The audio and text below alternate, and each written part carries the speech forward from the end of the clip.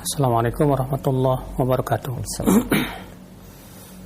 Innal hamdalillah nahmaduhu wa nasta'inuhu wa nastaghfiruh wa na'udzu billahi min shururi anfusina wa min sayyiati a'malina. Man yahdihillahu fala mudilla lahu wa man yudlil fala hadiya lahu. Wa asyhadu an la ilaha illallah wahdahu la syarika lahu wa asyhadu anna Muhammadan abduhu wa rasuluh.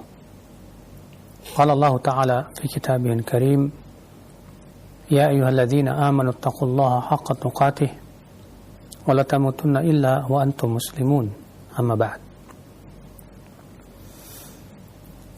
Akhul Islam, kita melanjutkan itu hadis 59 wa 'anil Irbad bin Sariyah radhiyallahu anhu annahu sami'a Rasulullah sallallahu alaihi wasallam yaqul laqad taraktukum ala mithlil bayda layluha kanahariha la yazighu anha illa halik.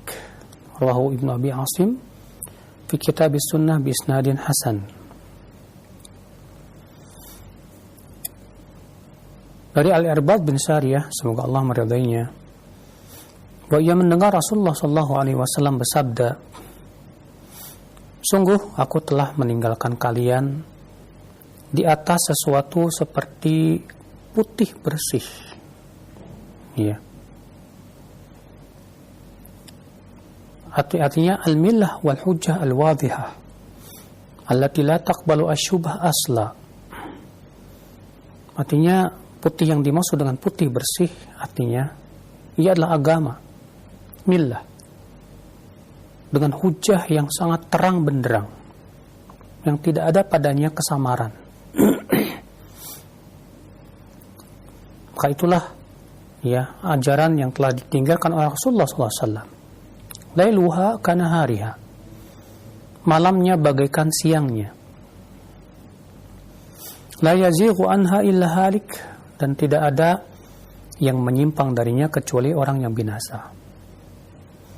Di sini Nabi Shallallahu Alaihi Wasallam menjelaskan bahwa Rasulullah SAW telah meninggalkan kita di atas sesuatu yang putih bersih, ya masih murni, di atas hujah-hujah yang ya terang benderang dan tidak ada padanya kesamaran. Siangnya bagaikan malamnya, malamnya bagaikan siangnya. Artinya sudah jelas sekali. Tidak ada yang menyimpang darinya kecuali pasti binasa. Berarti kewajiban kita adalah untuk senantiasa mengikuti Rasulullah sallallahu alaihi wasallam. Karena Rasulullah sudah meninggalkan kita di atas mahajjah bayda, hujah yang sangat terang. Sehingga kita tidak butuh lagi kepada hujah-hujah yang lain. Kita tidak membutuhkan lagi, saudaraku sekalian, kepada filsafat manusia. Kita tidak membutuhkan, ya akhi, kepada ucapan-ucapan ya orang-orang barat sana, kepada ya para ahli-ahli kimia dan yang lainnya dalam masalah kebaikan dan keburukan. Demikian pula dalam masalah agama, din. Karena agama ini sudah lengkap, akhi. Sudah sempurna. Karena agama kita ini sudah lengkap, sudah sempurna. Ya, kita cukupkan dengan ya yang ditinggalkan oleh Rasulullah SAW berupa Al-Quran, berupa hadis Nabi Sallallahu Alaihi Wasallam. Ya. Maka siapa yang tidak merasa cukup dengan Al-Quran dan hadis dan apa yang dipahami oleh para sahabat, dan merasa cukup dengan akal-akal manusia, dengan pendapat-pendapat manusia, pastilah ya akhi, mereka akan tersesat jalan. Sebagaimana kita lihat nasibnya para ahli kalam, yang mereka ya lebih senang berbicara tentang agama dengan akal semata. Ya. Sehingga akhirnya apa yang terjadi? Mereka lebih mendewakan akalnya. Lalu memahami Al-Quran dan hadis sesuai dengan dan dipaksakan sesuai dengan akal-akal mereka. Wallah, ini adalah merupakan kebatilan, ya akhi. Akal memang Allah ciptakan untuk manusia, tapi bukan untuk mengotak-ngatik dalil. Akal dijadikan oleh Allah untuk memahami dalil. Ya. Bukan untuk menentang dalil. Bukan untuk menjadikan akal lebih tinggi daripada dalil, bukan. Maka kewajiban kita sekali lagi jangan mendahului Allah dan Rasul-Nya. Allah mengatakan, "Ya ayyuhalladzina amanu la tuqaddimu baina yadayillahi wa rasulih." Wahai orang-orang yang beriman, jangan kalian mendahului Allah dan Rasul-Nya. Kita tidak boleh mendahului Allah dan Rasul-Nya. Kemudian beliau membawakan hadis yang ke-60. Wa an Amr bin Zurarah qala waqafa alayya Abdullah yani Ibnu Mas'ud wa ana aqus. Wa qala ya Amr laqad ibtada'ta bid'atan dhalalah. Aw innaka la ahda min Muhammadin wa ashabihi. Falaqad ra'aituhum tafarraqu anni hatta ra'aitu makani ma fi ahadun. Rahu Tabrani fil Kabir bi isnadaini ahadihima sahih. Suatu ketika Amr bin Zurarah berkata, suatu ketika aku sedang berkisah, ya, dan banyak yang mendengarkan. Maka berdirilah Abdullah bin Mas'ud radhiyallahu anhu. Lalu ia berkata, "Hai Amr, kamu sudah berbuat bid'ah dengan kebid'ahan yang sesat. Atau kamu ini lebih mendapatkan petunjuk dari petunjuk Nabi Muhammad SAW dan para sahabatnya." Maka kata Amr, orang-orang pun kemudian bepergian semuanya. Sampai-sampai, ya, aku tinggal sendiri saja. Subhanallah. Ya akhi, apa yang dimaksud dengan berkisah? Artinya, kita mempunyai majelis khusus untuk kisah saja, ya. Dan berkisah itu, ya akhi, bukanlah, ya, atau menjadi tukang berkisah, tukang kisah, bukanlah perbuatan para nabi. Para nabi bukan tukang kisah, bukan tukang cerita. Demikian pula para sahabat pun bukan tukang cerita. Ya. Dan disebutkan dalam hadis Nabi SAW, la yaqus, tidak boleh ada yang bercerita, ya, berkisah-kisah, kecuali penguasa atau naibnya atau orang yang sombong. Maksudnya bagaimana? Disebutkan dalam sebuah riwayat bahwa ada seorang tabi'in berkata kepada Umar bin Khattab, "Wahai Umar, bolehkah aku berkisah?" Kata Umar, "Aku khawatir kalau kamu berkisah, lalu orang-orang banyak berkumpul di majelis kamu. Lalu kemudian kamu merasa tinggi, sehingga akhirnya dengan perasaan kamu itulah Allah binasakan kamu." Masya Allah, saudaraku sekalian, berkisah bukan tidak boleh sama sekali. Bukankah dalam Al-Quran pun ada kisah para nabi? Bukankah juga Rasulullah SAW terkadang sesekali mengkisahkan tentang orang-orang sebelum kita? Ya. Namun yang tidak dibenarkan adalah seseorang memposisikan dirinya sebagai tukang kisah. Isinya hanya berkisah. Karena orang yang kalau hanya sebatas cerita, ini akal Islam biasanya akan menjerumuskan kepada apa? Ya, membuat cerita-cerita yang tidak benar. Sebagaimana kita lihat di zaman sekarang, ya. Orang akhirnya membuka cerita-cerita yang ternyata isinya dusta. Atau, ya, dan yang namanya manusia paling suka kepada cerita dan kisah. Manusia kalau mendengar kisah-kisah cerita itu pasti akan banyak senang, berkumpul akhirnya. Akibatnya apa yang terjadi, saudaraku sekalian? Mereka lebih menyukai majelis cerita daripada majelis ilmu. Makanya ini termasuk apa? Termasuk saddud dzariyah, menutup pintu yang akan bisa menjerumuskan kepada perkara yang tidak benar. Ya, karena jiwa manusia lebih condong kepada kisah, kepada cerita, apalagi kalau misalnya yang membawakan cerita itu membawakannya dengan sesuatu yang membuat kita asyik dengannya. Ya.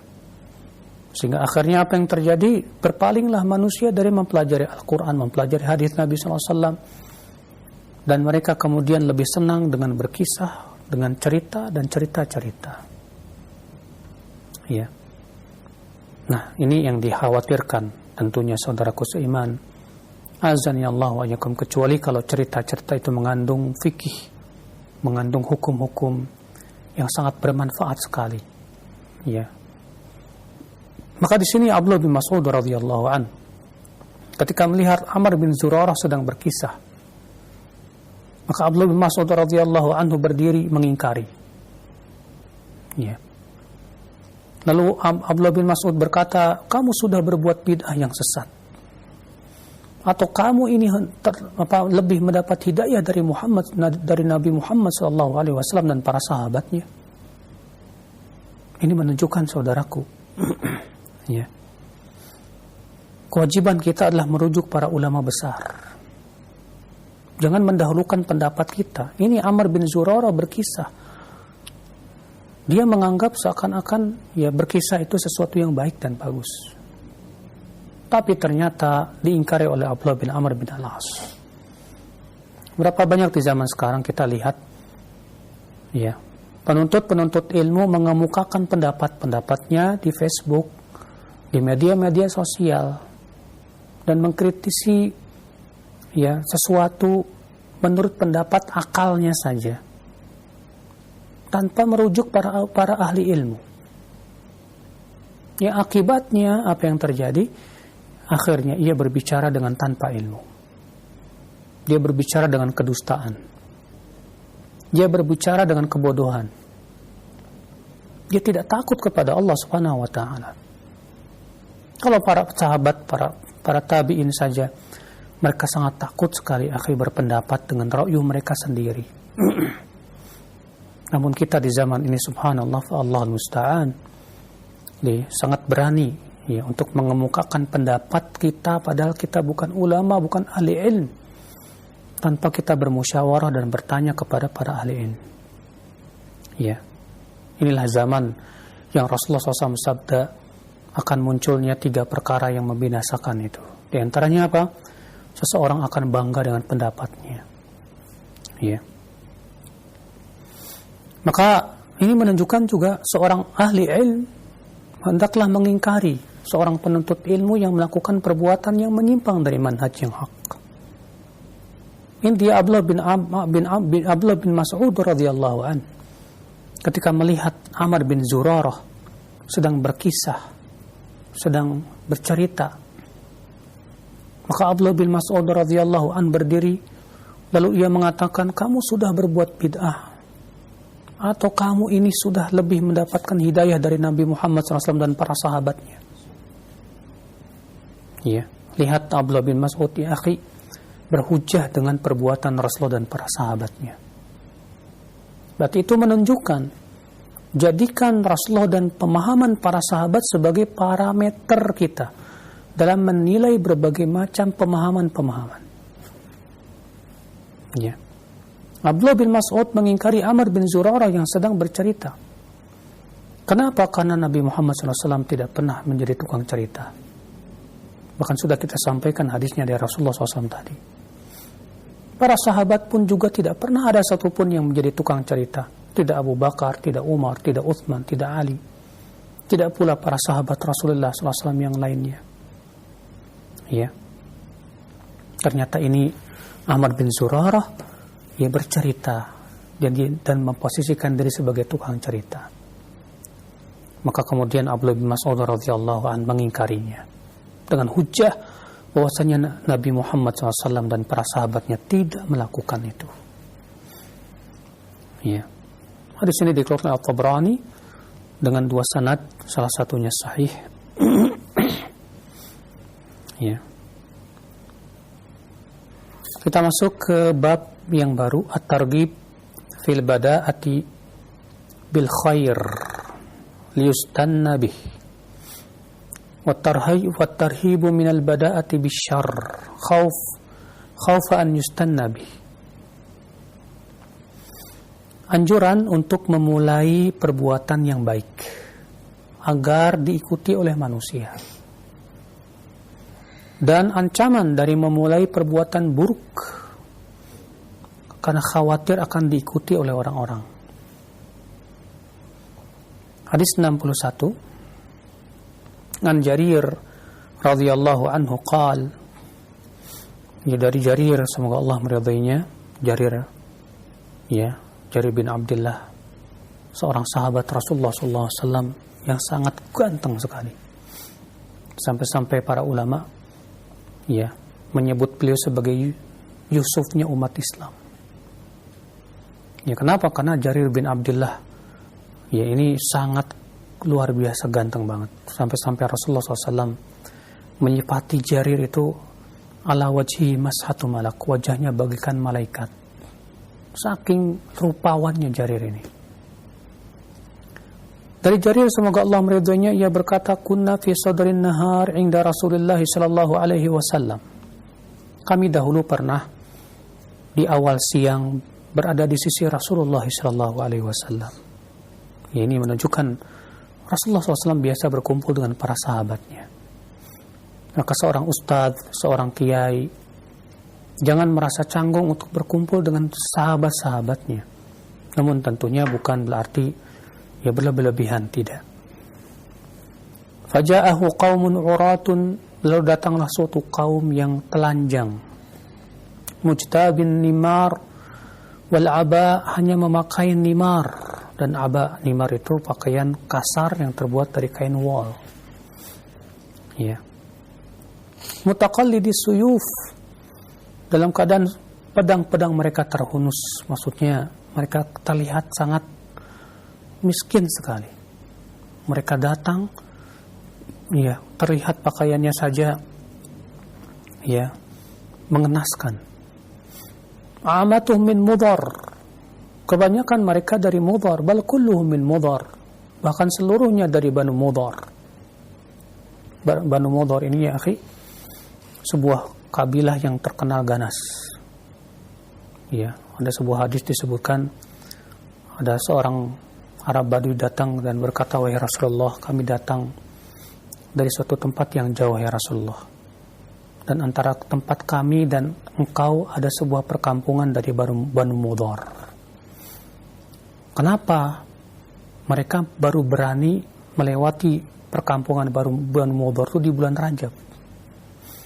Karena Banu Mudhar ini terkenal sekali, perkampungan yang ganas. Tidak ada satupun kafilah yang melewati perkampungan mereka, pasti orang-orangnya dibunuhi dan hartanya diambil. Ya. Kecuali di bulan-bulan haram. Maka mereka tidak berani melakukannya karena sangat menghormati bulan haram.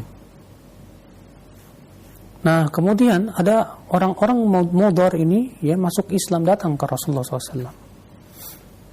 Mereka datang dalam keadaan terlihat sangat miskin, sangat butuh sekali. Fatama'ara wajhu Rasulullah sallallahu alaihi wasallam. Maka berubahlah wajah Rasulullah SAW. Ya, karena merasa iba. Lima ra'a ma bihim minal faqah, karena Rasulullah melihat betapa mereka sangat susah hidupnya. Fadakhal thumma kharaj, maka Rasulullah pun masuklah kemudian keluarlah. Itu menunjukkan, akhi, Rasulullah SAW mempunyai jiwa yang sangat penuh kasih sayang, akhi. Dan Allah sendiri menyifati Rasulullah, orang yang sangat sayang kepada kaum mukminin, sayang kepada umat Islam. Rasulullah, Allah Ta'ala berfirman, laqad ja'akum rasulun min anfusikum azizun 'alaihi ma 'anittum harisun 'alaikum bil mu'minina raufur rahim. Sungguh telah datang kepada kalian seorang rasul dari diri kalian sendiri yang merasa berat terhadap apa yang menimpa kalian, yang sangat semangat memberikan hidayah kepada kalian dan kepada kaum mukminin, lembut dan kasih sayang. Rasulullah SAW. Ya. Maka Rasulullah pun masuk. Kemudian beliau pun keluar. Fa'amara Bilalan. Lalu Rasulullah memerintahkan Bilal Fa'adzana wa aqam. Lalu kemudian Bilal pun adzan dan iqamah, ya, karena telah masuk waktu. Fasalla, maka Rasul pun kemudian salatlah. Dan riwayat Muslim itu salat zuhur. Tsumma khatab. Kemudian setelah selesai salat, Rasul berkhutbah dan berkata, "Ayya ayyuhan nas, ittaqu rabbakum alladzi khalaqakum min nafsin wahidah wa khalaqa minha zawjaha wa batha minhuma rijalan katsiran wa nisaa'a wattaqullaha alladzi tasaaluna bihi wal arham innallaha kana 'alaikum raqiba." Ya. Demikian pula Allah berfirman dalam surat Al-Hasyr, "Ya ayyuhalladzina amanu taqullaha wal tanzur nafsum ma qaddamat lighad wattaqullaha innallaha khabirum bima ta'malun." Setelah Rasul membacakan dua ayat tersebut, ya, Rasulullah bersabda, "Tasaddaqa rajulun min dinarihi," hendaklah seseorang bersedekah dari dinarnya, min dirhamihi, dari dirhamnya, min thawbihi, dari bajunya, min sa'i burrihi wa min sa'i tamrihi, ya, dari satu sa' burnya dan dari satu sa' kurmanya, hatta qal walau bisyiqqi tamrah, sampai-sampai Rasulullah bersabda walaupun setengahnya kurma, sepotong kurma. Ya, dan satu ayat yang lain, ya, para sahabat semuanya pada diam. Faja'a rajulun minal ansar, tiba-tiba datanglah seorang laki-laki dari Ansar, bisurratin, dengan membawa kantong. Ya. Kadat kafu ta'jizu anha, hampir-hampir telapak tangannya tidak mampu untuk membawanya. Kantong di situ maksudnya ada padanya uang. Hatta ya bal qad ajazat, bahkan ya telapak tangannya tidak mampu. Qal, melihat itu, ya, ketika datang orang Ansar ini membawa kantong yang berisi, ya, uang, diletakkannya di hadapan Rasulullah SAW. Ketika melihat itu, apa yang terjadi? Tataba'an nas, orang-orang pun kemudian saling mengikuti, ya, untuk apa? Bersedekah. Hatta ra'aitu qaumaini min ta'amin wa thiyab, sehingga aku melihat ada dua tumpukan besar dari makanan dan pakaian. Hatta ra'aitu wajha Rasulullah SAW yatahallal ka'annaha mudhabah, ya, sampai sehingga aku melihat wajah Rasulullah SAW itu berseri-seri, seakan-akan itu, ya, emas, ya, saking indahnya wajah Rasulullah SAW itu. Faqala Rasulullah SAW, melihat itu Rasulullah SAW bersabda, "Man sanna fil islami sunnatan hasanah." Siapa yang memulai dalam Islam tata cara yang baik. Sunnah di sini, ya, secara bahasa saja. Siapa yang memulai dalam Islam tata cara yang baik, yang dimaksud dengan tata cara yang baik tentu yang ditunjukkan oleh dalil bahwa itu baik. Bukan sebatas yang kita pandang itu baik. Karena yang kita pandang baik belum tentu baik di sisi Allah Subhanahu wa taala.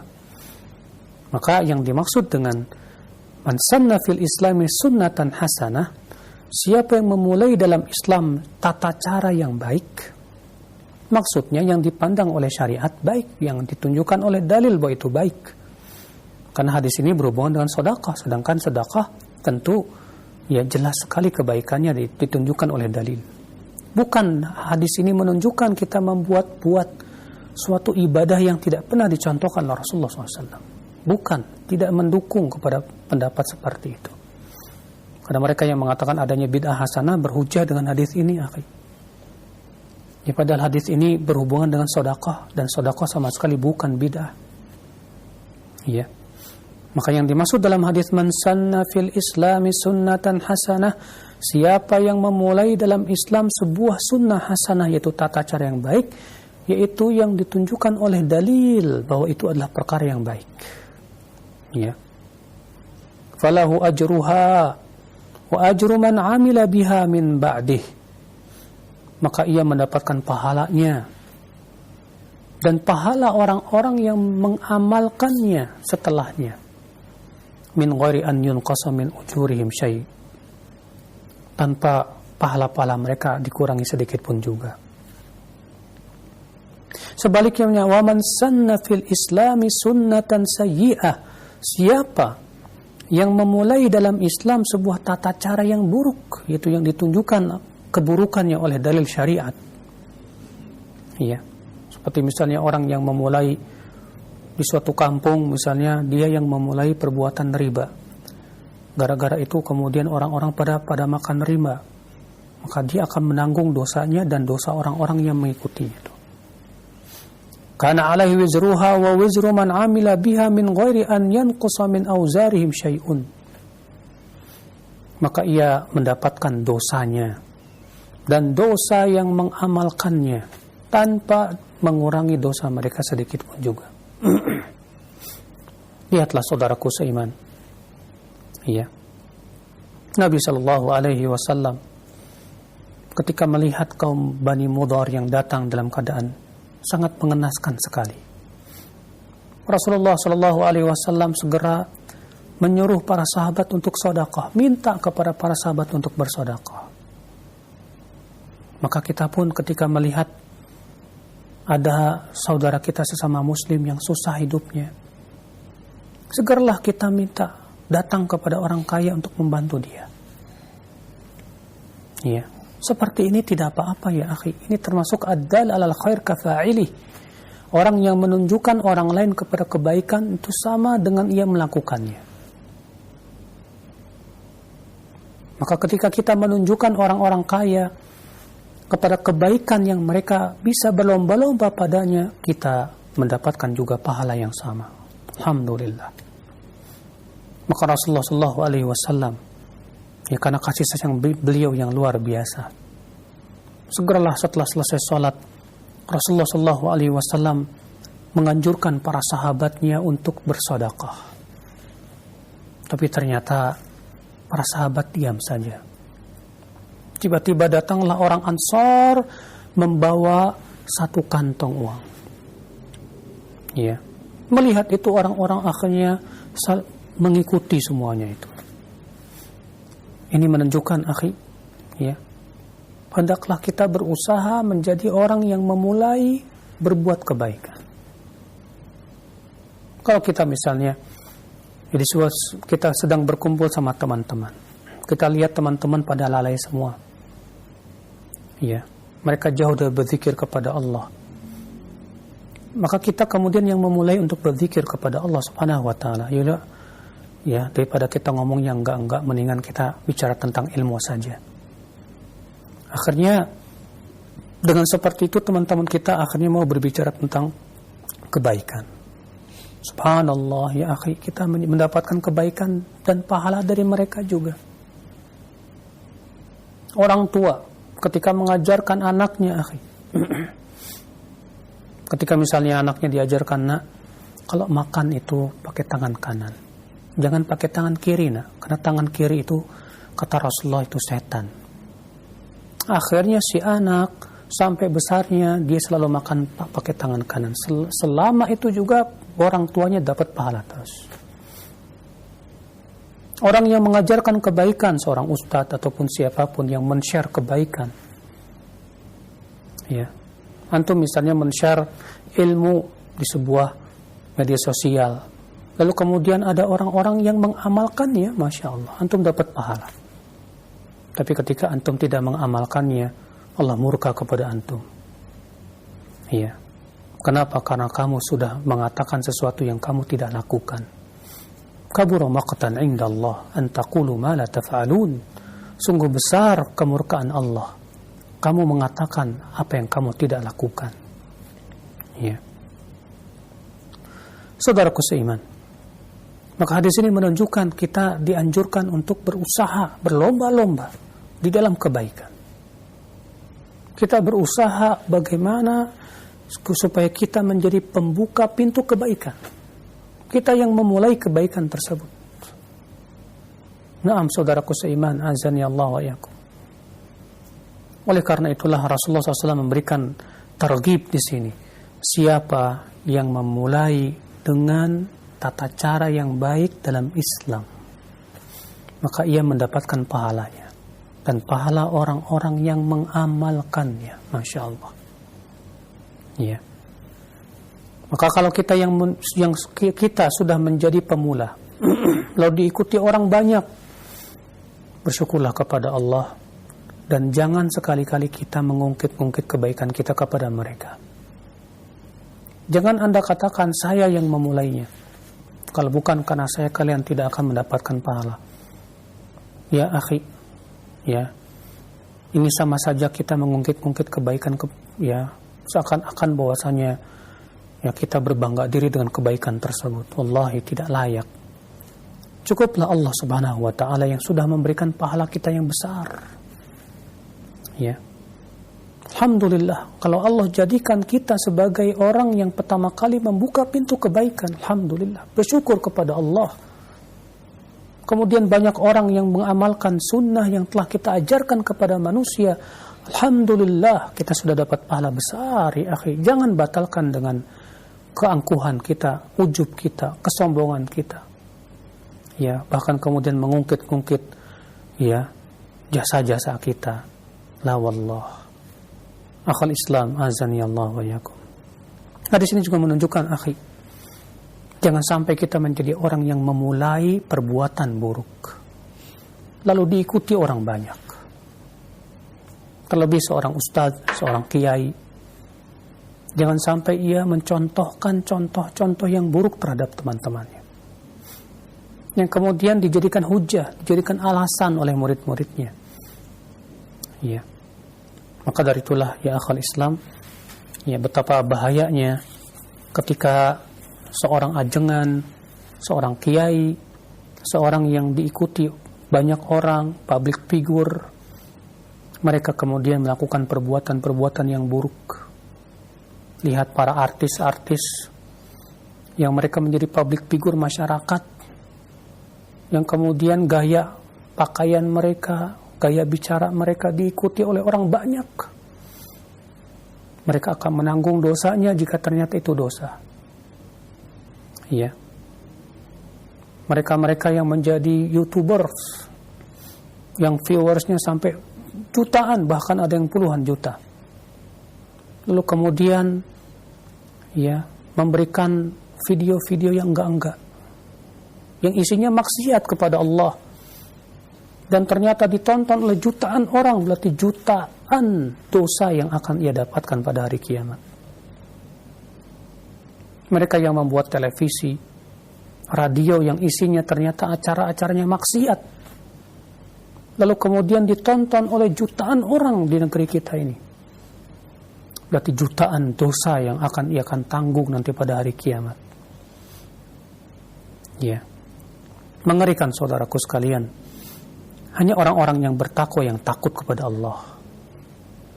Ya, adapun mereka yang tidak takut kepada Allah, tidak takut akan menanggung dosa manusia sebanyak itu pada hari kiamat, mereka kelak akan melihat balasannya yang mengerikan. A'udzubillah. Nasallallahu salamata wal afiyah. Semoga kita diberikan oleh Allah Subhanahu wa taala hidayah ya akhir Islam. Wallahu alam, segera cukup demikian. Wabillahi taufik. Jazakallah khair, barakallahu fiik para ustaz yang sudah membacakan hadis-hadis dari kitab Sahih Targhib wa Tarhib, dan penjelasannya mudah-mudahan menjadi ilmu yang bermanfaat untuk kita semua. Baik, untuk selanjutnya kami buka sesi interaktif, sesi soal jawab bagi Anda para pemirsa ataupun pendengar yang ingin mengirimkan pertanyaannya. Baik, yang pertama Ustaz, ada pertanyaan dari hamba Allah, tidak sebutkan tempatnya. Assalamualaikum warahmatullahi wabarakatuh.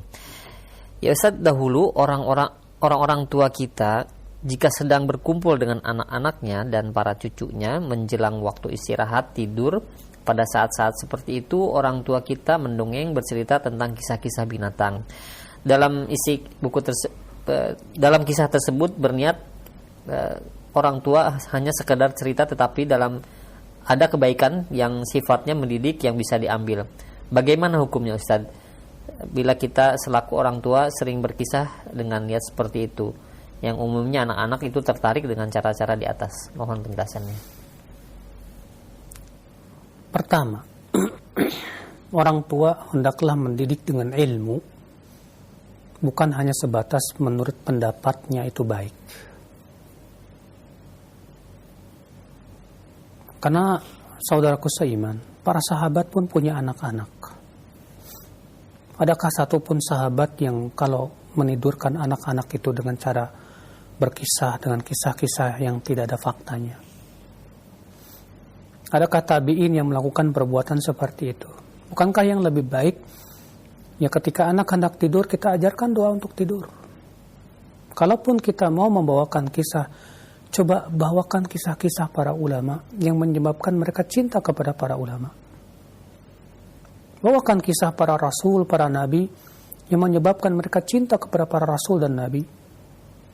Daripada bercerita tentang si kancil, daripada bercerita tentang sesuatu yang horor, menakutkan, menakut-nakuti anak-anak bahkan terkadang.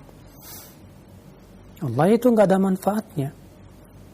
Lebih baik ia ceritakan tentang kisah orang-orang yang luar biasa dalam ilmu dan amal, yang menyebabkan si anak tersebut mencintai para ulama, mencintai orang-orang saleh, mencintai para nabi dan rasul, sehingga ia mengidolakan mereka.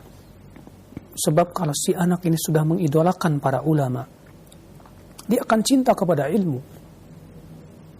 Kalau seorang anak sudah mengidolakan orang-orang saleh, dia akan cinta kepada amal saleh. Tapi kalau yang diceritakan tentang binatang, apa yang bisa dijadikan anak tersebut? Si kancil menculik ke ketimun, akhirnya udah gedenya jadi koruptor. Ya, Allahul musta'an.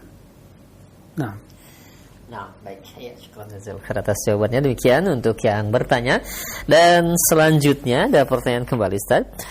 Ya Ustaz, benarkah dalam masalah fikih itu luas perselisihannya?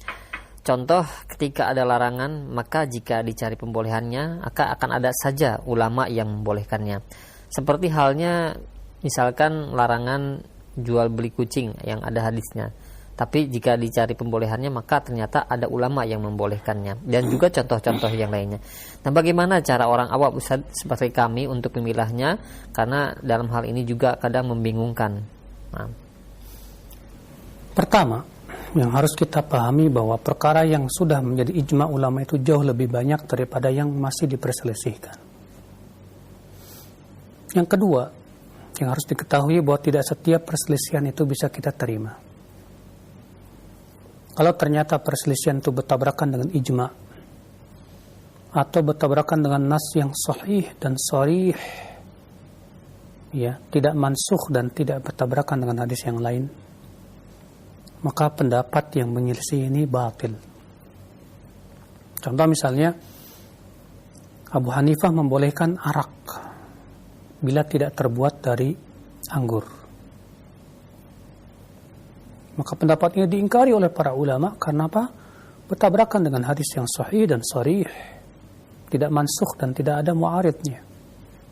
Itu hadis Nabi SAW, kullu muskirin khamrun, setiap yang memabukkan itu adalah arak. Ya. Namun apabila perselisihan itu sama-sama kuat hadisnya, dalilnya, dan tata cara pemahamannya bisa diterima secara kaidah-kaidah syariat, di mana tidak ada nas yang sharih dalam masalah itu, sehingga diperbolehkan padanya untuk berijtihad, maka ini disebut dengan masalah-masalah ijtihadiyah.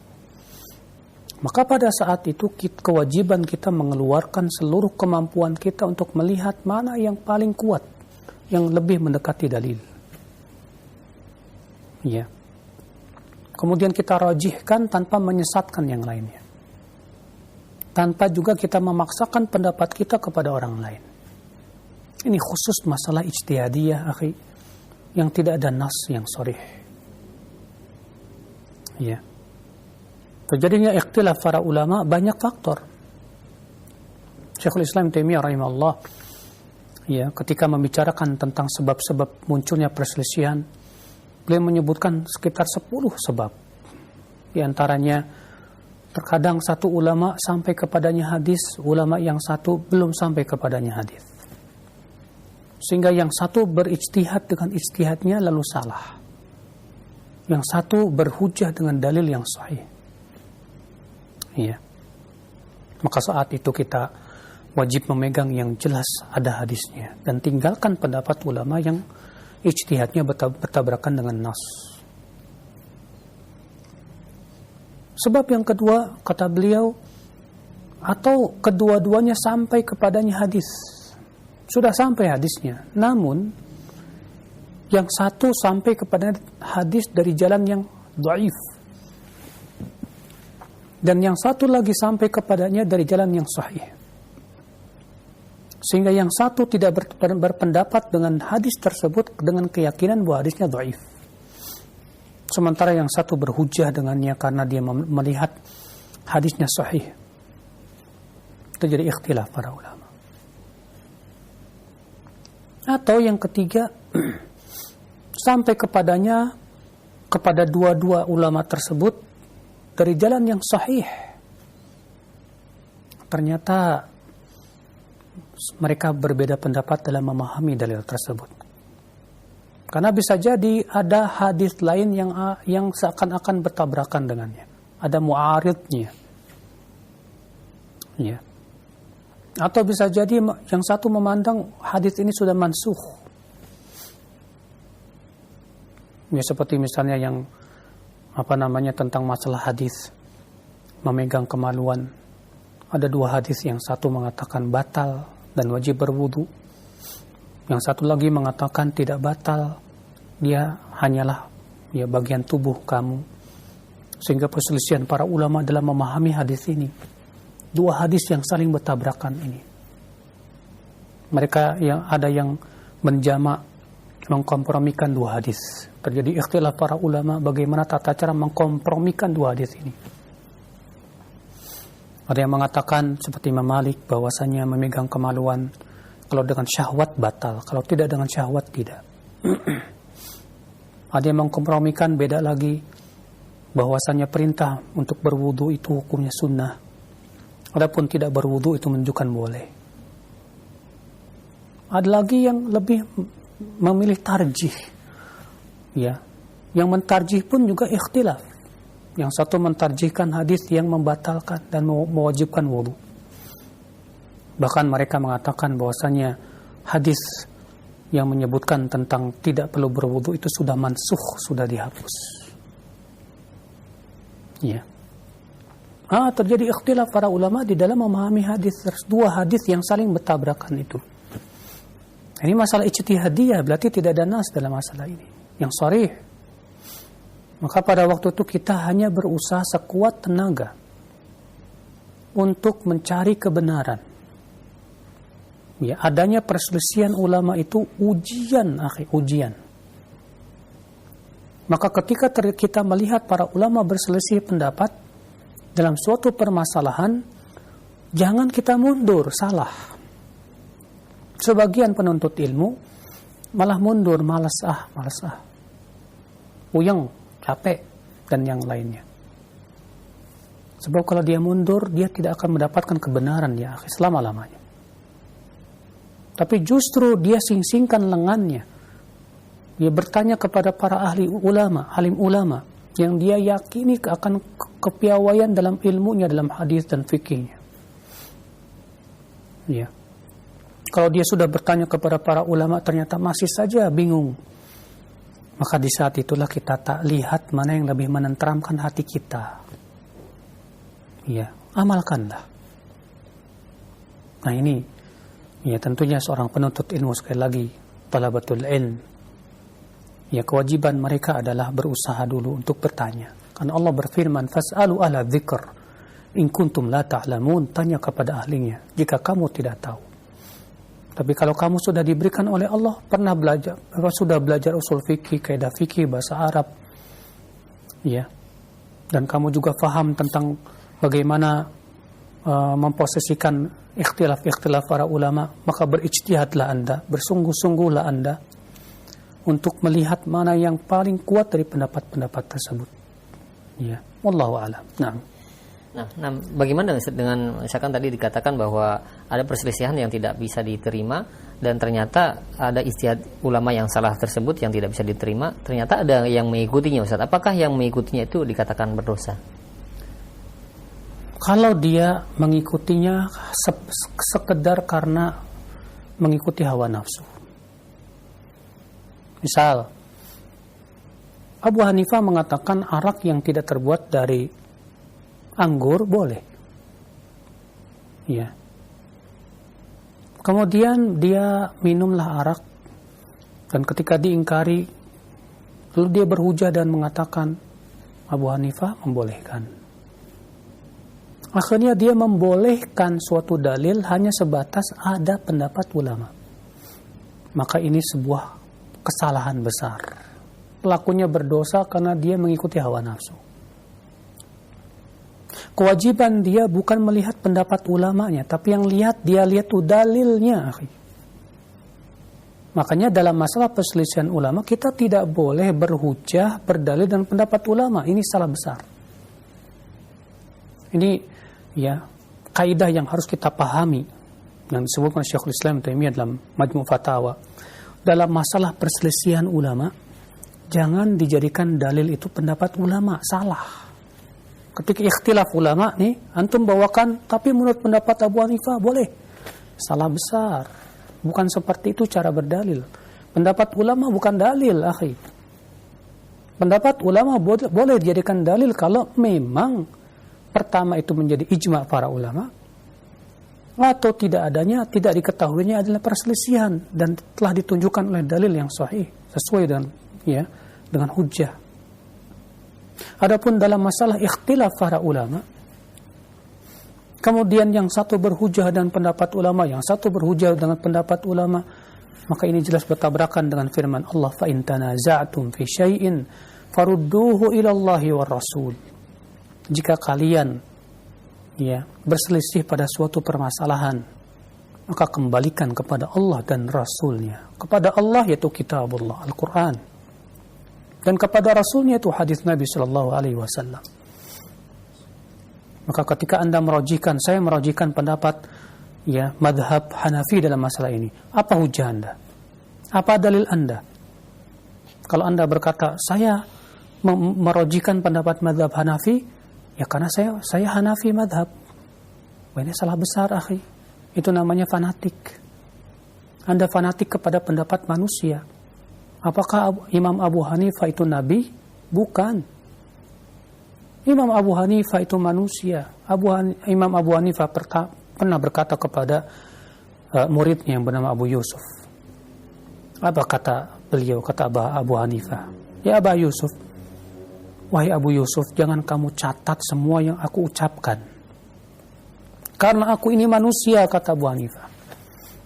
Karena bisa jadi hari ini aku berkata A, besok aku sudah berubah pendapatku. Sampai begitu Abu Hanifah radhiyallahu an, ya rahimahullah.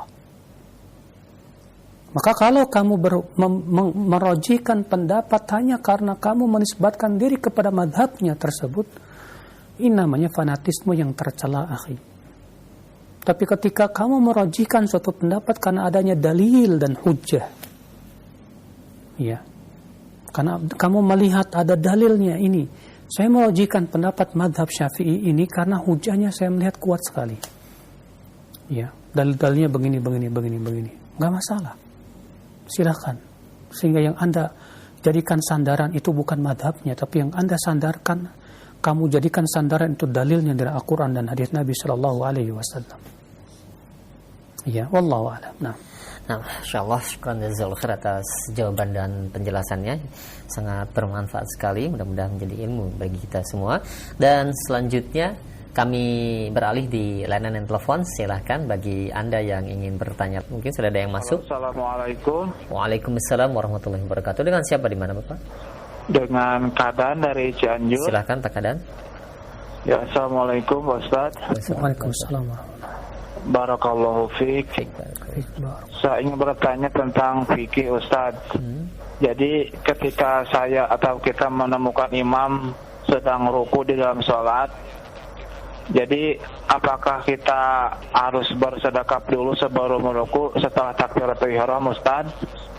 Baik. Terus apakah menuju ruku itu harus takbir lagi setelah takbiratul ihram, Ustaz? Iya. Baik. Assalamualaikum warahmatullahi wabarakatuh. Waalaikumsalam warahmatullahi wabarakatuh.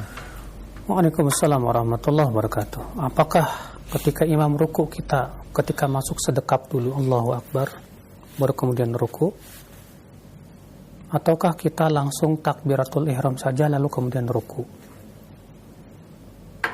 Iya, saya lebih condong kepada pendapat yang kedua, karena saya belum mendapatkan satupun dalil bahwa Rasulullah mengajarkan kalau kita masuk kalau kita mendapatkan imam sedang ruku atau sujud, kita suruh sedekap dulu baru kemudian sujud. Yang saya dapatkan dalil Rasulullah menyuruh ketika kita masbuk untuk mengikuti dalam keadaan imam apapun juga. Ya, ketika imam ruku ya kita langsung ruku. Ketika imam sujud ya kita langsung sujud. Nah, ketika kita takbir Allahu Akbar, niatkan takbir itu sebagai takbiratul ihram. Lalu kemudian kita langsung sujud. Kalau kita langsung ruku. Dan ini pendapat yang saya tahu dirojikan oleh Syekh Fauzan rahimahullah. Hafizahullah, wallahu a'lam. Nah. Iya, nah baik, syukran jazakallahu khairan. Demikian ya untuk Pak Kadan yang berada di Cianjur. Dan selanjutnya masih kami berikan kesempatan untuk Anda yang bertanya di line telepon kembali, silakan. Kami tunggu. Halo. Assalamualaikum warahmatullahi wabarakatuh. Waalaikumsalam warahmatullahi wabarakatuh. Dengan siapa di mana? Dengan hamba Allah di Arteris. Silakan. Ya, terima kasih. Begini Ustadz, bagaimanakah kita bersikap terhadap seorang Ustadz Sunnah yang melakukan beberapa kali kemaksiatan, walaupun dia seorang ustadz, akan tetapi karena dia telah berbuat maksiat, kita merasa seolah-olah ada perasaan benci terhadap dia. Nah, bagaimanakah kita menyikapinya? Maksiat itu, Bu. Halo, Ibu. Halo, Bu. Ya. Maksiat yang dilakukan ustadz ini, apakah terang-terangan di depan orang, ataukah kebetulan ibu yang melihatnya? Tidak terang-terangan. Boleh dikatakan orang umum sudah mengetahui apa yang dia berbuat maksiat itu. Enggak, dia lakukannya secara umum, secara terang-terangan, atau dia sendirian lalu disebarkan orang. Memang kita mendengarnya di berita. Ya, Ibu berarti mendengar kabar ya, tidak melihat secara langsung. Dia itu di penjara.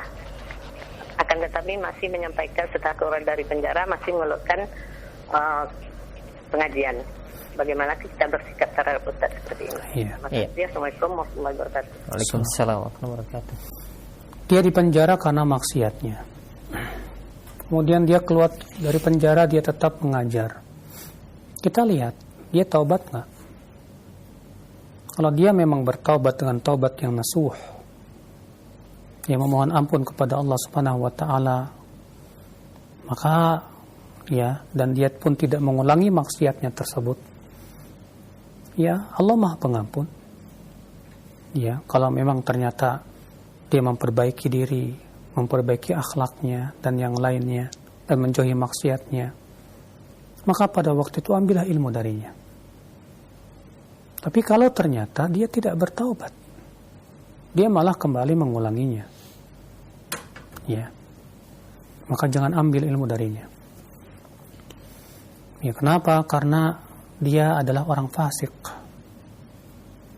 Seorang ustadz yang fasik, dalam periwayatan ilmu hadis saja seorang perawi yang fasik tidak boleh diambil ilmunya. Ya, Allahu a'lam. Nah. Iya, baik, syukran jazakallahu khairan. Demikian ya untuk Ibu yang bertanya. Dan selanjutnya masih yang ketiga, kami berikan kesempatan untuk Anda yang bertanya langsung kembali di layanan telepon. Halo. Halo. Nah, Assalamualaikum.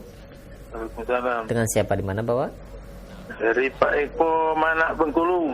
Silakan Pak Eko di Bengkulu. Jadi gini Ustaz, tadi kan saya membaca bahwasanya Ustaz sudah membacakan apa namanya itu ancaman orang yang meninggalkan sunnah dan ancaman orang yang meninggalkan bid'ah. Yang akan saya tanya ini masalah pelaksanaan sholat awabin itu ada sunnah tuh.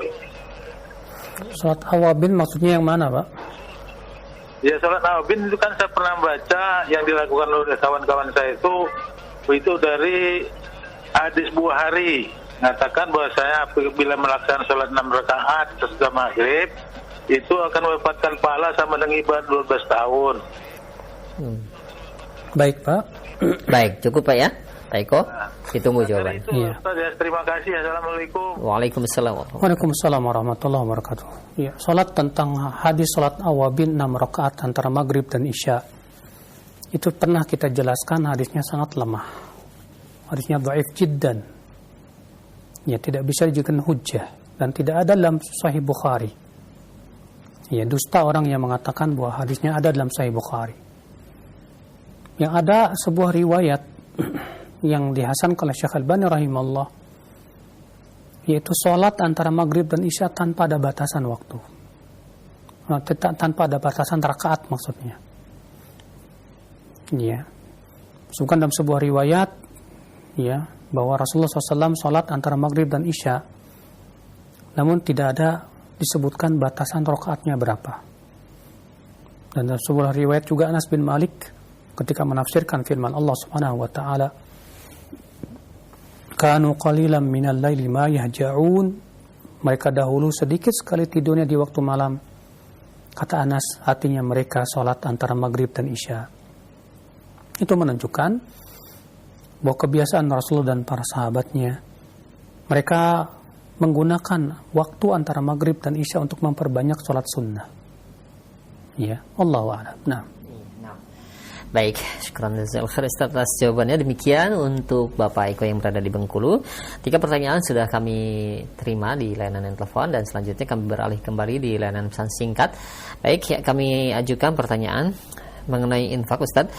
Ya Ustaz, bagaimana sikap yang terbaik ketika melihat orang-orang kaya yang menjadi donatur suatu yayasan atau banyak memberikan hartanya kepada seorang ahli ilmu, tapi akhirnya kadang ikut campur dalam mengatur yayasan tersebut atau mengatur dakwah. Nah, bagaimana sikap yang terbaik Ustaz? Sikap yang terbaik adalah ya, pertama, yayasan tersebut atau ustadz yang dikasih tersebut kalau ternyata merasa diatur, lihat dia mengatur itu isinya kebaikan atau bukan. Kalau orang kaya yang sudah banyak memberikan bantuan ini misalnya, ya, memberikan usulan begini dan begitu, kalau bisa begini dan begitu, kita lihat. Karena dia ini namanya pendapat. Ya, pendapat seseorang tidak bisa ditolak langsung dan jangan juga diterima langsung. Tapi lihat kalau memang ternyata itu pertama pendapat tersebut tidak bertabrakan dengan kitabullah dan sunnah Rasulullah SAW, dan kalau memang ternyata pendapat itu memang maslahat, bagus, masukannya yang bagus, ya, kenapa kita tidak menerimanya? Tapi kalau ternyata pendapat tersebut, ya, kita melihat dengan keilmuan bahwa itu kurang maslahat dan kurang bisa dijalankan, maka sampaikanlah kepada dia, mohon maaf. Ya, kita puji-puji dulu dan kita terima kasih kepada dia, terima kasih atas bantuan yang kamu sampaikan kepada kami, insya Allah pahala besar buat kamu. Adapun usulan kamu, masya Allah luar biasa. Namun kami memandang, ya, usulan kamu belum kami bisa praktekkan karena alasannya begini. Sampaikan dengan baik kepada dia. Insya Allah kalau kita menyampaikannya dengan adab, dengan baik, dia pun akan merasa senang. Ya. Artinya dari satu sisi dia dihormati, didengar. Dari satu sisi kita pun sudah punya hujah yang kuat yang membuat dia insya Allah menerima hujah-hujah kita. Ya. Nah ini, adapun kalau misalnya kitanya malah ketika dia mengatur begini dan yang lainnya, belum apa-apa udah cemberut dan berkata, apa sih dia nggak mau ngatur-ngatur kita? Ya akhi, kita katakan, ya, kita ini manusia butuh kepada masukan-masukan manusia yang lain. Ya, masukan dari orang-orang yang lebih berpengalaman. Memang dia seorang donatur. Barangkali dia punya usulan karena dia melihat ada maslahat begini dan begitu. Tapi kalau kamu melihat bahwa pandangan dia kurang tepat, silakan, ya, undang dia, berbicara bersama-sama, musyawarah bareng, supaya ya, dia pun bisa menerima hujah-hujah yang kuat yang ternyata pendapat dia sebetulnya kurang tepat misalnya. Wallahu a'lam. Nah. Baik, syukran jazakallahu khair atas jawaban dan nasihat Ustaz. Demikian. Dan selanjutnya ini ada pertanyaan, 2 pertanyaan senada. Ya Ustaz, saya mengakui bahwa saya orang yang jarang bersedekah karena rezeki yang saya cari selama ini saya fokuskan untuk keluarga. Sering ketika ingin berinfak, saya selalu berpikiran bahwa anggota keluarga saya lebih butuh untuk diinfaki, dan juga memang keadaan kami tidak terlalu berlebih dalam harta. Malah kadang setiap bulannya juga berhutang. Apakah hal tersebut masuk dalam hadis kekikiran yang ditaati, Ustaz? Ya akhi, jangan kamu mengira ketika memberikan nafkah kepada anak istrimu itu tidak termasuk sedekah. Bahkan itu sedekah yang wajib. Memberikan harta nafkah kepada anak dan istri itu lebih kita dahulukan daripada yang lain. Jangan sampai kita mau sedekah yang sunnah lalu melalaikan kewajiban kita kepada anak dan istri kita. Rasulullah SAW sabda, "Kafa bil mar'i ithman an yudhi'a man yaqut," atau kama qala. Cukuplah bagi seseorang dosa dia menyia-nyiakan orang yang ia tanggung hidupnya. Ya, anak dan istri itu adalah tanggungan suami. Dia berkata tadi, terkadang sebulan saja kurang sampai ngutang. Bagaimana apa tidak ada uang lebih untuk sedekah? Masya Allah, alhamdulillah. Ya, sedekah itu bukan hanya sebatas yang sunnah, akhi. Rasulullah SAW sabda, ya, innaka lan tunfiq nafaqatan tabtaghi biha wajha Allah hatta ma taj'al fi fimratik, ya, illa usibta 'alaiha aw kama qala. Sesungguhnya engkau tidaklah menginfakkan suatu infak yang kamu harapkan padanya wajah Allah sampai-sampai yang kamu suapkan ke mulut istrimu itu, kecuali kamu akan diberikan pahala oleh Allah Subhanahu wa taala. Iya.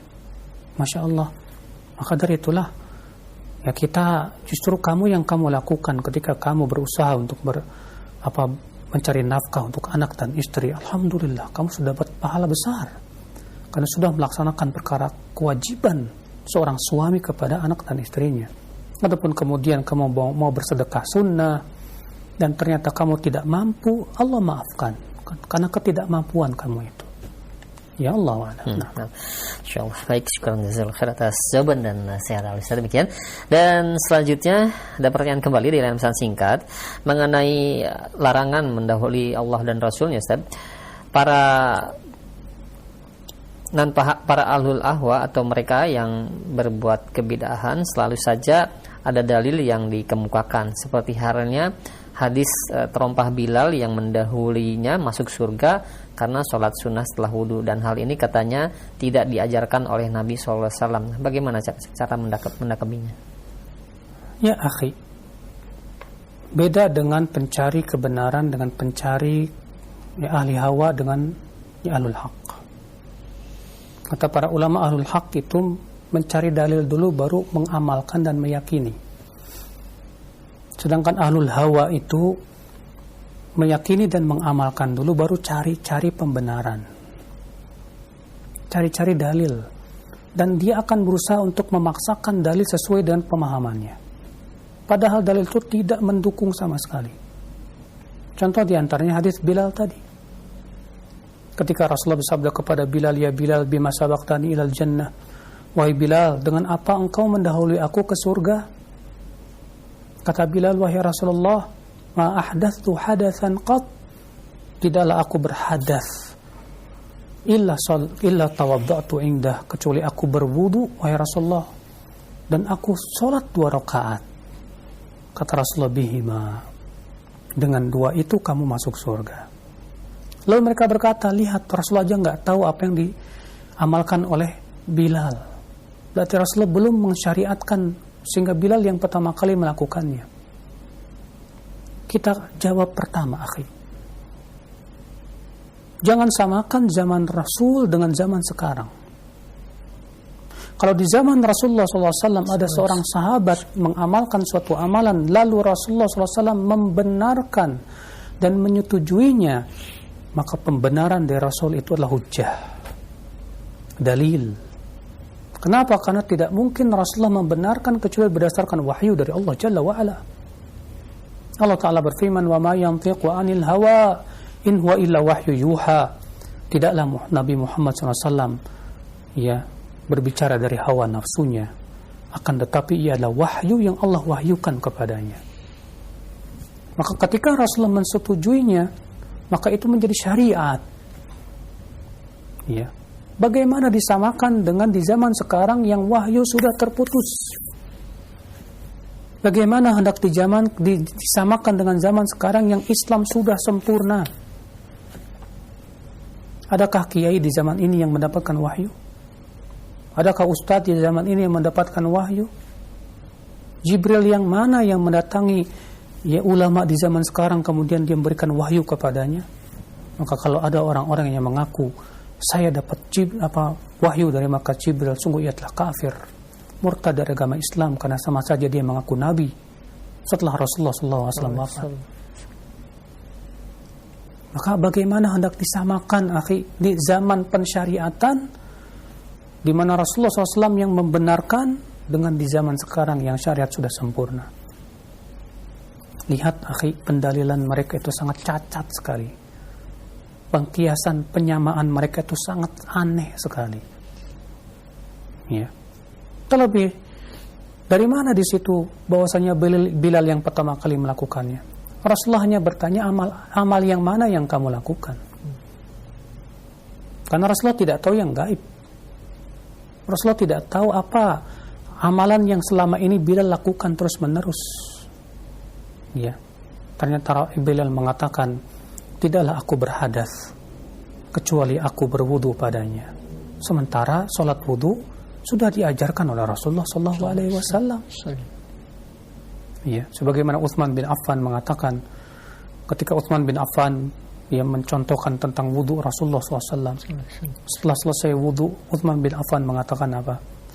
Aku mendengar Rasulullah SAW sabda, siapa yang berwudu man tawaddu'a nahwa wudu'i hadza, siapa yang berwudu seperti wuduku ini, kemudian ia sholat 2 rakaat, la yuhaddits fihima nafsahu, dan dia tidak membicarakan urusan dunia dalam sholatnya, kecuali akan diampuni dosa-dosa yang telah lalu.